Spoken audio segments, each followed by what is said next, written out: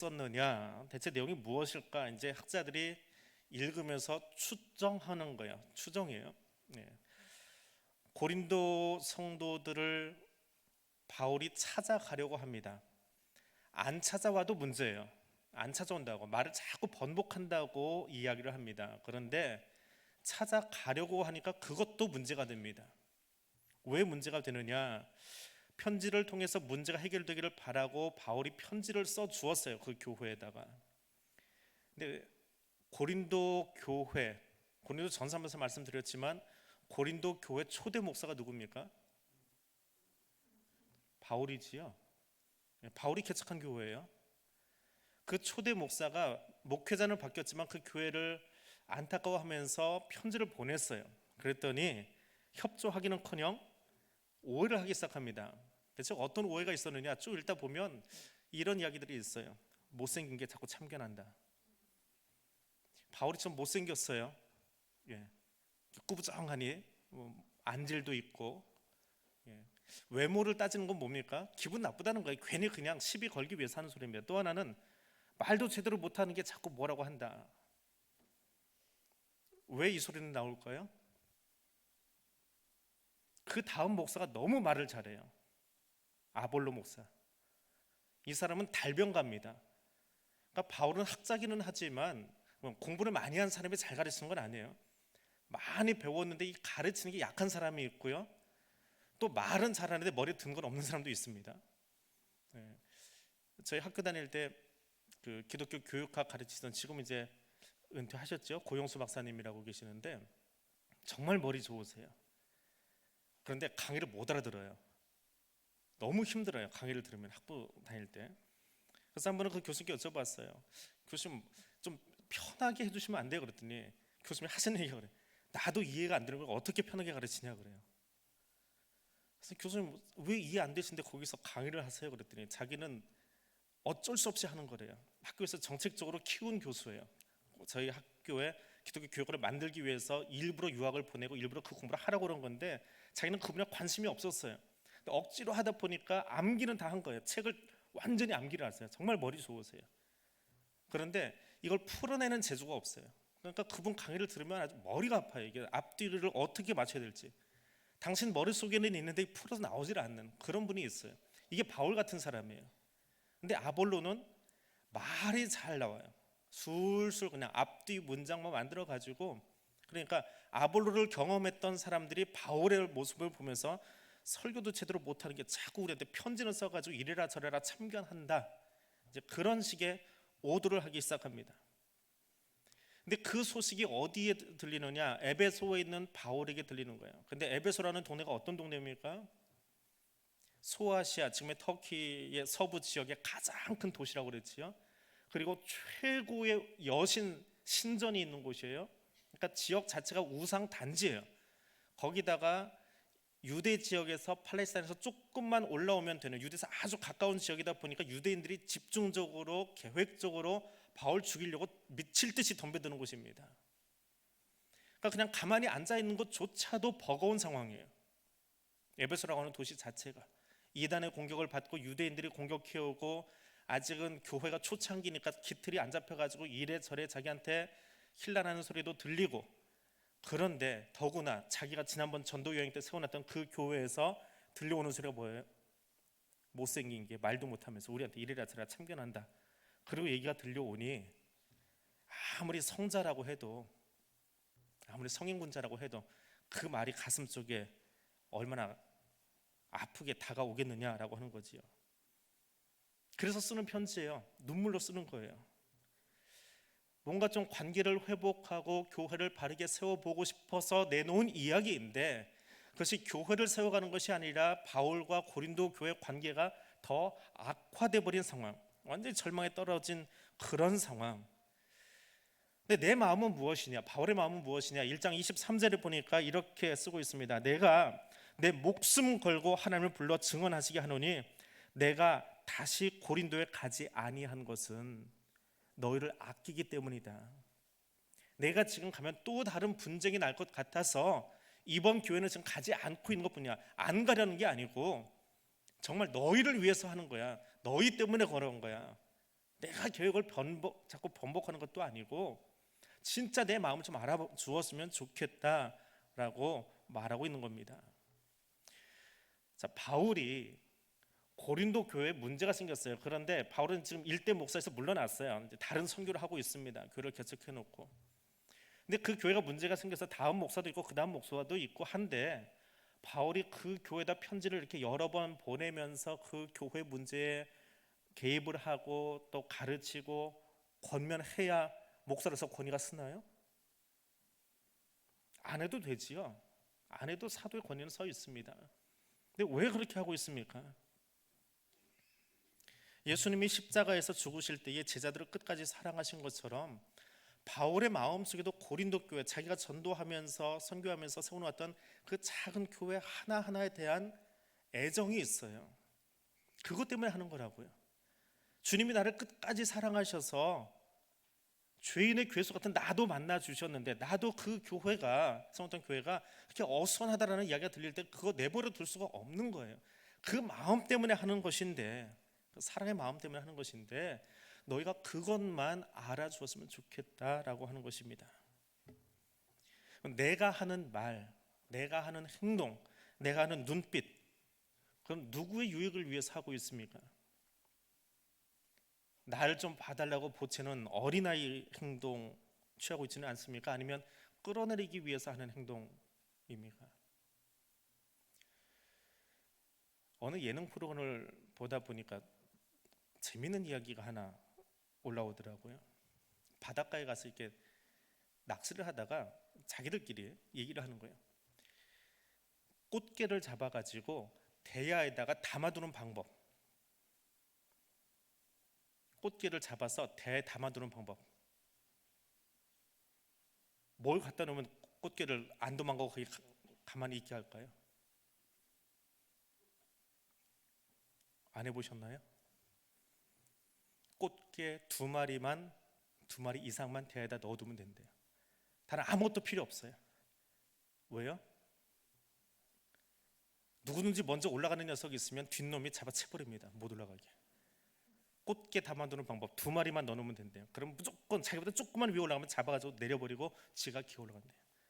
세 마리 되면 더 좋고 네 마리 되면 더 좋고. 그래서 단 한 마리도 아무것도, 뭐 망을 씌워놓는다든지 돌을 넣어놓는 거 아닌데, 단 한 마리도 대야 밖으로, 다라라고 그러죠. 큰 다라 밖으로 나오지를 못한다고 그래요.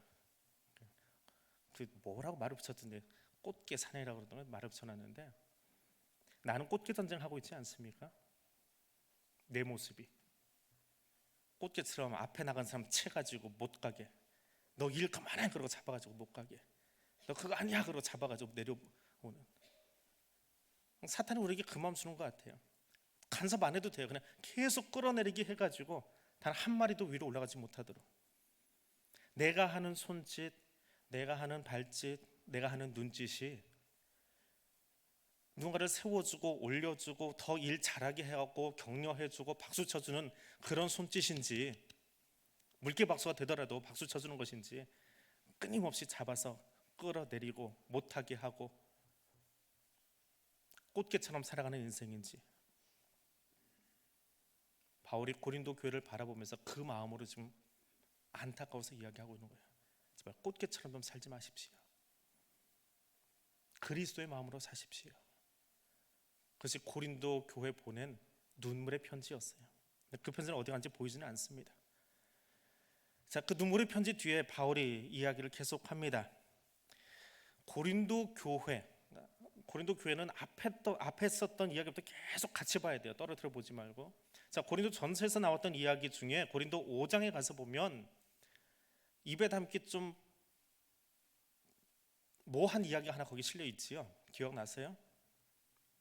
계모와 통정했던 한 사람의 이야기. 너희 왜 그거 치리 안 하고 있느냐? 그러면서 교회에 대해서 아주 심하게 야단을 친 적이 있습니다.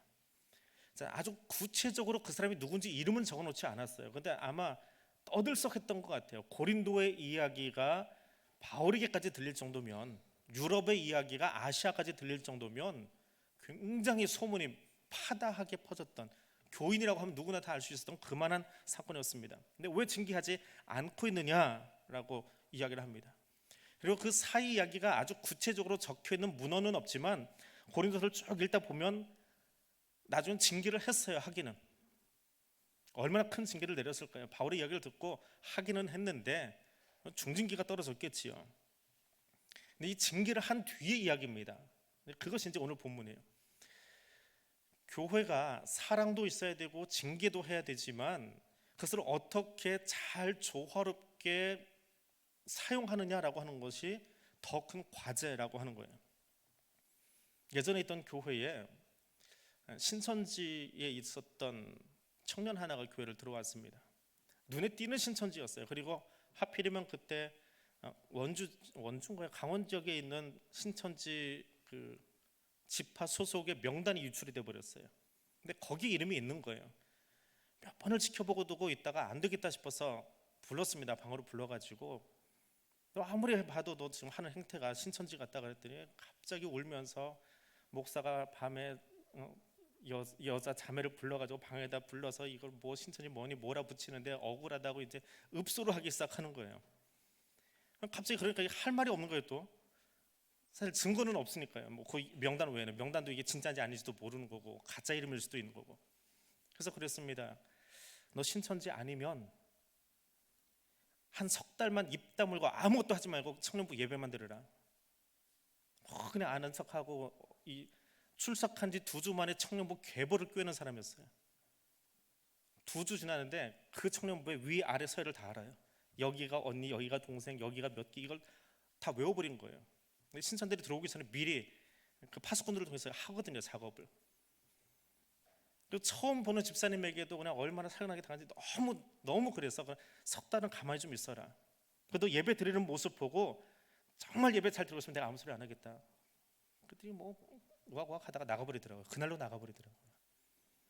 그리고 나서 이제 교인들에게 신천지 조심하세요. 신천지 조심하세요. 이제 신천지 조심해야 되는 방법들을 몇 가지 이야기를 해줬습니다.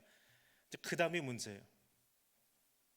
새 가족이 들어오기만 하면 새 가족부에서 명단을 적으면서 이 사람도 신천지 아닌가. 조금만 이 새 가족이 활달하게 움직이면 목사님 저 사람도 이상해요. 저 사람도 이상해요. 예배에서 그냥 핸드폰만 붙잡고 있으면 목사님 저 사람 신천지 같아요. 저 사람 또 핸드폰 보고 있어요. 주보 보고 있으면 목사님 설교 안 듣고 저 사람 주보 봐요. 저 사람도 신천지 같아요. 서로 의심하기 시작하는데 아무도 예배에서는 꼼짝을 못하는 거예요. 주보 한번 봤다거나 핸드폰 한번 봤다거나 이건 다 신천지가 돼버리는 그런 형국이 벌어진 거예요. 어떻게 합니까? 신천지를 구별하는 방법은 가르쳐줬는데 예배 시간에 핸드폰을 자꾸 들여다보면서 설교에 집중 안 한다든지 주보 보면서 설교를 안 들으려고 딴짓을 한다든지 이게 신천지들이 하는 행동 중에 하나예요. 그런다고 옆에 들어오면서 누가 또 주보 보나 하지 마세요. 예. 구별하는 방법 중에 하나기는 해요. 근데 자꾸 그러다 보니까 나도 예배를 못 드리는 거예요. 나는 주보를 안 보고 있지만 옆을 자꾸 힐끔거리고 있는 거예요. 자, 징계가 떨어졌습니다. 고린도 교회 안에 징계가 떨어졌습니다. 그 징계 뒤에 무엇을 할 거냐라고 하는 거예요. 교회가 치리도 해야 되고 질서도 잡아야 되지만 그 이후에 화해와 용서를 향해서 나아가지 않으면 안 된다라고 하는 거예요. 잘못한 성도에게 징계를 통해서 그 사람을 바로 세우지 않으면 교회가 진흙탕이 되어버려요. 징계가 필요합니다. 그러나 징계만 계속하면 교회가 얼어붙어요. 교제가 일어나지 않아요. 다 의심하는 사람들끼리 모이게 됩니다. 그래서 뭘 하라고요? 용서하라고요. 10절입니다. 같이 한번 읽어보겠습니다. 너희가 무슨 일에든지 누구를 용서하면 나도 그리하고 내가 만일 용서한 일이 있으면 용서한 그것을 너희를 위하여 그리스도 앞에서 한 것이니. 자, 용서한다라고 하는 것은 두 가지입니다. 따라해봅니다. 나는 따라하는 거예요. 나는 영적 불구자에서 온전한 자가 되는 것입니다. 상대방은 죄책감에서 자유하게 되는 것입니다. 용서할 줄 아는 것이 영적으로 온전하게 되는 거예요. 그리고 용서받은 그 사람은 늘 용서받지 못한 것 때문에 죄책감을 가지고 있다가 자유함으로 나아갈 수 있게 되는 거예요. 근데 바울이 이 용서에 관한 이야기를 쓰면서 10절 중간에 보니까 내가 만일 용서한 일이 있으면, 이런 문투예요. 사실은 내가 용서한 일이 있으면 내가 누구를 용서했었지? 기억이 잘 안 나네. 용서한 일이 없었던 것이 아니고 용서를 하긴 했는데 누구를 무슨 이유로 왜 용서했는지 기억이 나질 않는다. 왜 그럴까요?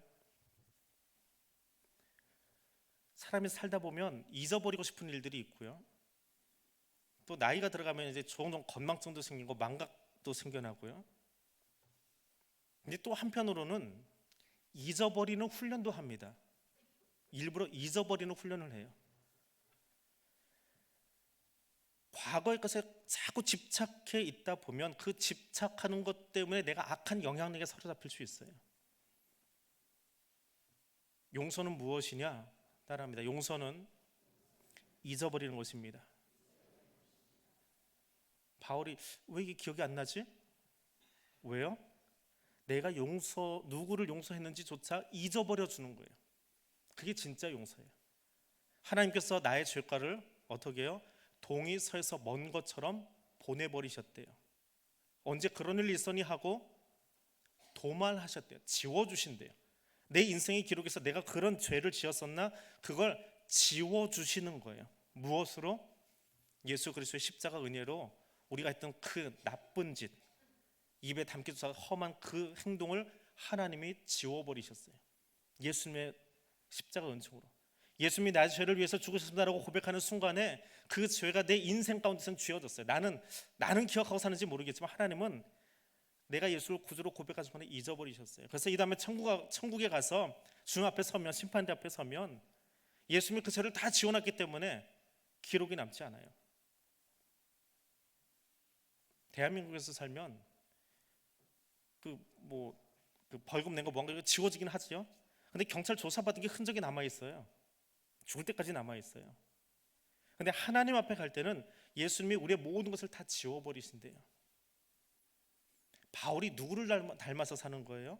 예수님처럼 사는 거예요. 용서하는데 어떻게 해요? 완전히 용서한다는 건 뭐예요? 지우는 거예요.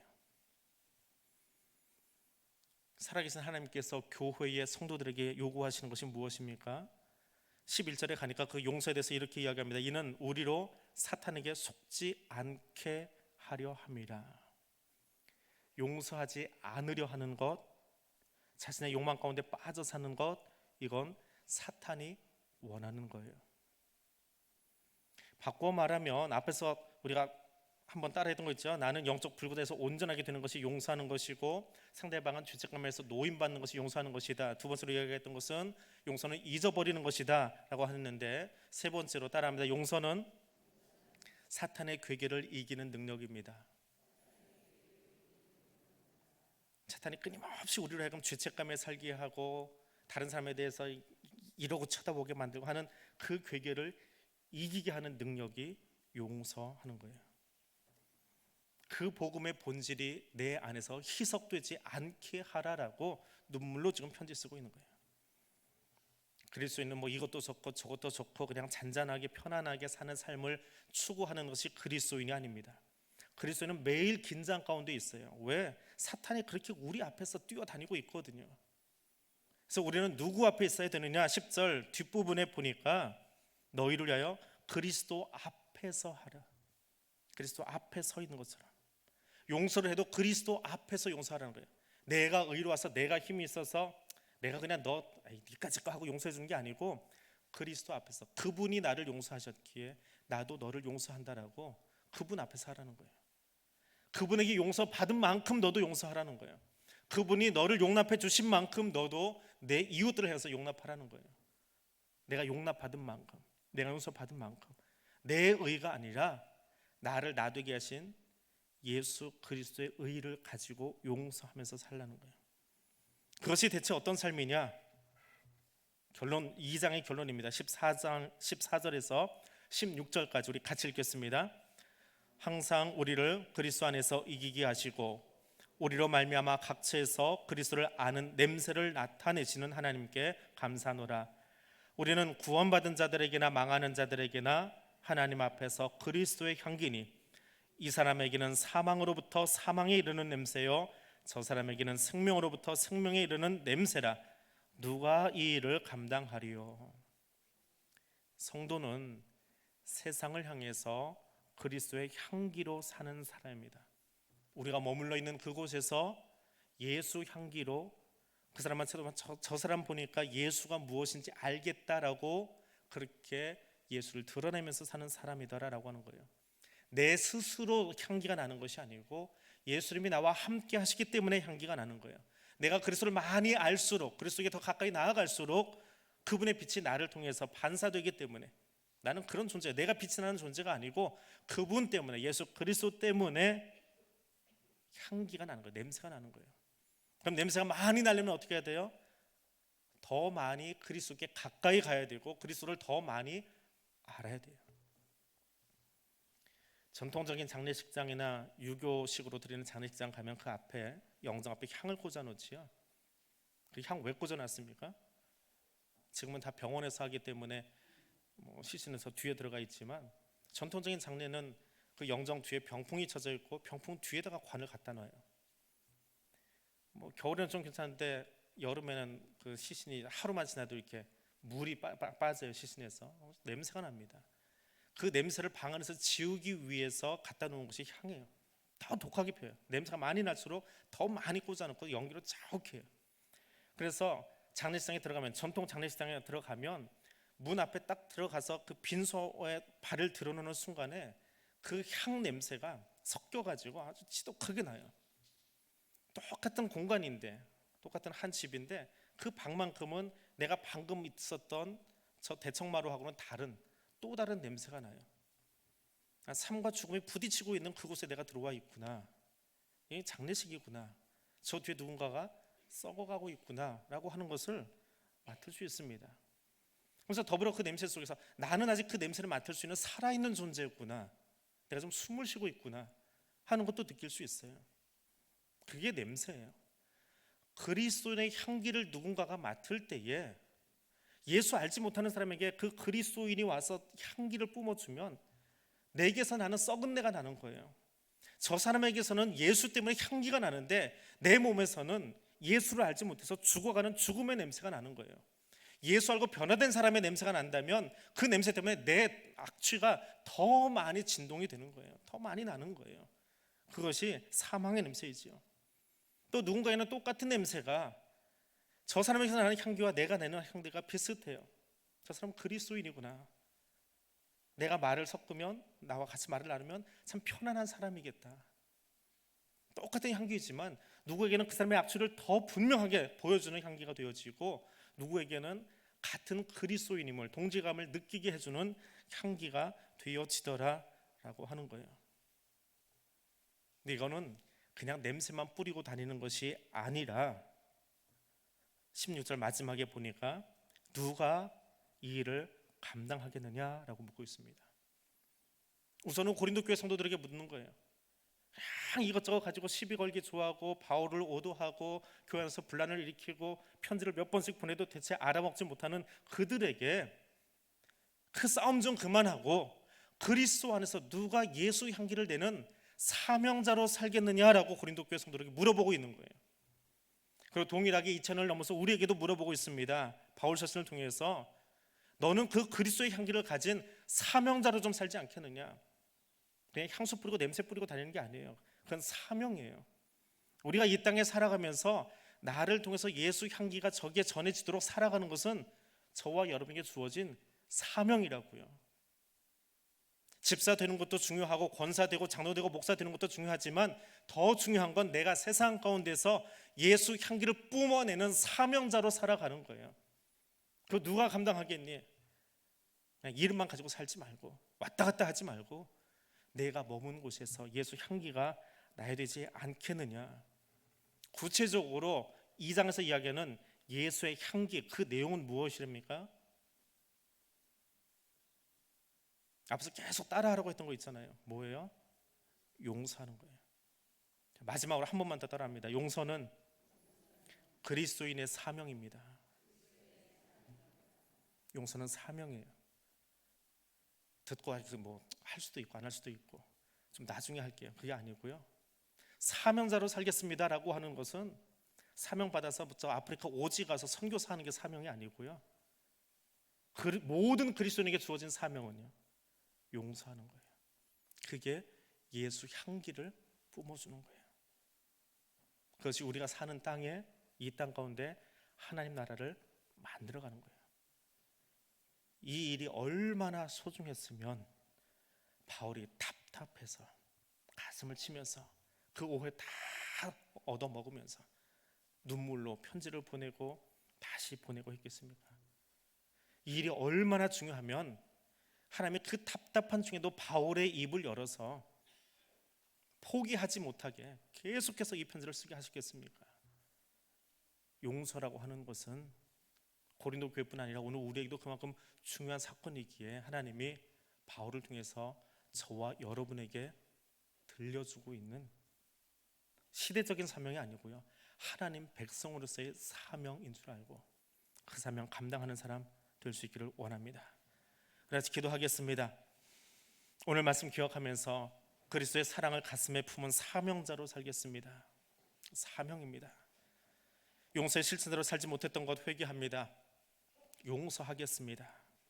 내가 용서하지 못한 사람, 또 저 마음 한구석에 쭉 밀어내버린 그 사람 용서할 수 있는 힘을 달라고 주님이 힘 주셔야 할 수 있어요. 내가 하는 것이 아니고 서 예수께서 힘 주셔야 할 수 있습니다. 그 용서하는 사람을 살겠습니다. 그리고 내 몸에서 생명의 향기, 예수의 향기가 뿜어져 나가기를 원합니다. 내가 가져서가 아니라 내 안에 성령님이 계실 때 이 사명 감당할 수 있습니다. 이 세 가지 기도 제목 가지고 우리 가슴에 손 얹고 여러분 자신을 위해서 함께 기도할 수 있기를 원합니다.